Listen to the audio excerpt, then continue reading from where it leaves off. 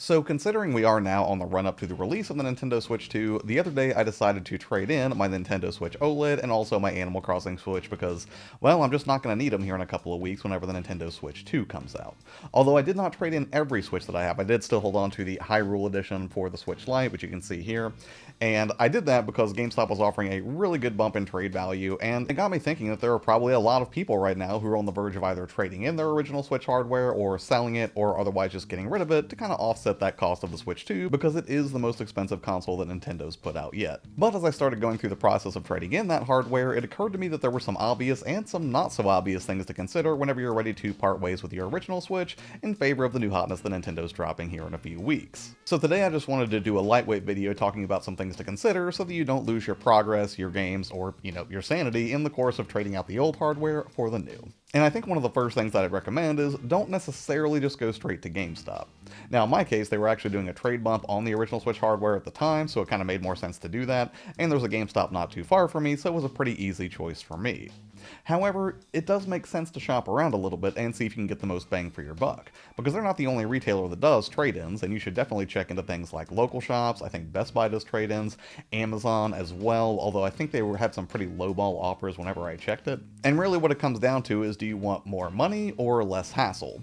Because if you decide to sell it to somebody yourself, that is definitely going to get you more money, but at the same time you are going to have to deal with things like platform considerations, right? So if you're selling on eBay, you're probably going to have like seller's fees, you'll have to figure out shipping, and that can be kind of a logistical headache, and if you don't really feel like messing with all of that, it's definitely quicker to just go ahead and trade your system in, knowing full well you will not get top dollar for it. But if you don't mind missing out on some of that value because it just saves you the headache and you're just really looking to get rid of it and it's not really essential that you get the absolute most value that you can, it's definitely a solid option and certainly a great way to offset the cost of the Switch 2, again, which is dropping at $450 minimum. But before you go wiping your original Switch and packing up all of the accessories and any games that you might want to trade in with that transaction, there are some things to think about. And the first one probably would be making sure that your saves are safe. Now, for most of Nintendo's games, they do have cloud save at this point, which is not quite as robust and automatic as something you get from Xbox or PlayStation, I would say, but it is pretty helpful, and generally speaking, you can trust that most of your saves are backed up.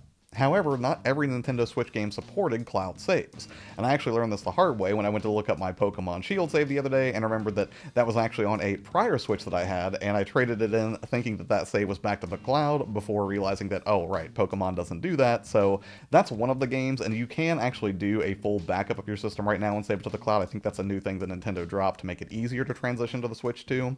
But another game that I thought of was the Animal Crossing save that I had. That one I did remember to actually use the island transfer tool to bring my Animal Crossing island over to this system, so I still had a backup of it before I traded in those other two systems. That way I could bring it back easily whenever it was time for me to go ahead and, load everything onto the Switch too. But yeah, long story short, before you trade in your Nintendo Switch and think that you have all of your saves backed up, go ahead and double check those, check the list to make sure that you don't have any games that you personally love that are incompatible with cloud saves.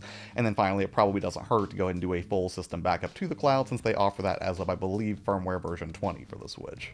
And speaking of compatibility lists, something else you'll want to consider before you trade in that original Switch or otherwise sell it off is to make sure that whatever games you play actually will run on the Switch 2. Now, by and large, most Switch games are going to run just fine on the Switch 2, and I'm not overly concerned about it.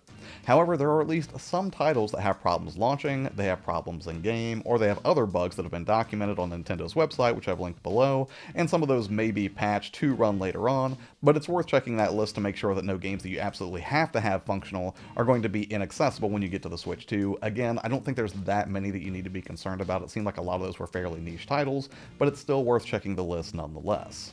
And this next tip is going to sound pretty obvious, but it's still worth mentioning, and that is to make sure that you actually have your Switch 2 secured before you trade in your Switch 1. I personally had 4 different pre-orders that I've talked about on prior videos, not to scalp or anything like that. Really, I just had backups in case I struggled to get one here in the US with all the tariff stuff that was going on. But my one from the UK did end up getting canceled, which only left me with 3 pre-orders. But again, not scalping any of those. One was for me, one was for my mom, and one was for my buddy Ryan. So Ryan, if you're watching, your Switch is still safe.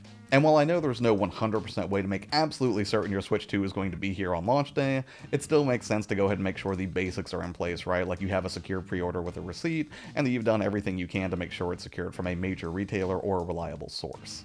Because if you lean on your Switch 1 library pretty heavily and you have no other way to play those games, you're just counting on that jump to the Switch 2 and something goes wrong, or, you didn't pre-order one and you're just hoping you can get in line at midnight somewhere to go ahead and grab one that's not from the pre-order inventory, it would kind of suck to be stuck with all of these games that you can't play. And finally, this last tip is a little bit sneaky and not so obvious, but don't impulse trade massive chunks of your collection just to save a few bucks.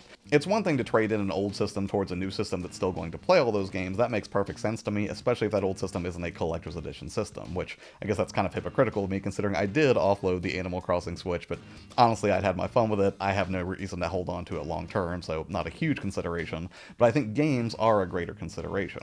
Just make sure that any games you're looking to part ways with, in the interest of knocking a few dollars off of the new system and new games and accessories that come along with that, because there are obviously hidden costs that come with new hardware, are games that you really are comfortable parting with.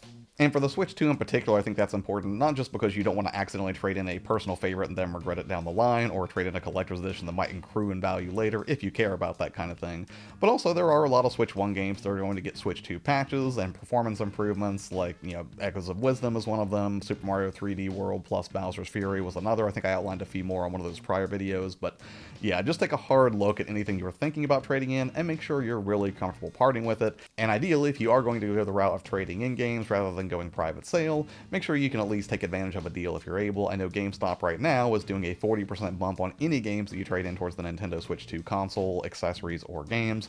Well, most accessories. Technically, if you trade towards the system warranty, and I think the SD card, they won't give you a bump on that, but yeah, they're doing 40% across the board for pretty much anything else that is Nintendo Switch 2, so if you are going to trade stuff in, that's actually a pretty decent deal. So yeah, to kind of wrap this whole thing up, ultimately there's always some risk with trading things in that you're not going to get top value, or you might regret trading something down the line, but let's be real, even with the Switch OLED, there's probably a Switch 2 OLED that's going to be coming out in the next 2 or 3 years, and there's a good chance after you get your Switch 2, you'll probably trade in towards that. I know I certainly will. But hey, what about you? Have you traded off or sold any parts of your collection, be they the original Switch hardware or any of its games, in interest of, reducing the cost of the Switch 2? Or do you have any tips that I missed here that people should consider before they trade stuff in towards a Switch 2? If so, I would love to hear about it in the comments below. As far as what's coming up on the channel, I'm actually going to do a physical pickups video. Well, it'll be physical and technically digital, because I did buy some digital games for the Switch recently as well, but yeah, stay tuned for that. And then also, I am going to experiment a little bit with streaming, probably after I'm done recording this, but we'll see what happens. So yeah, stay tuned for those.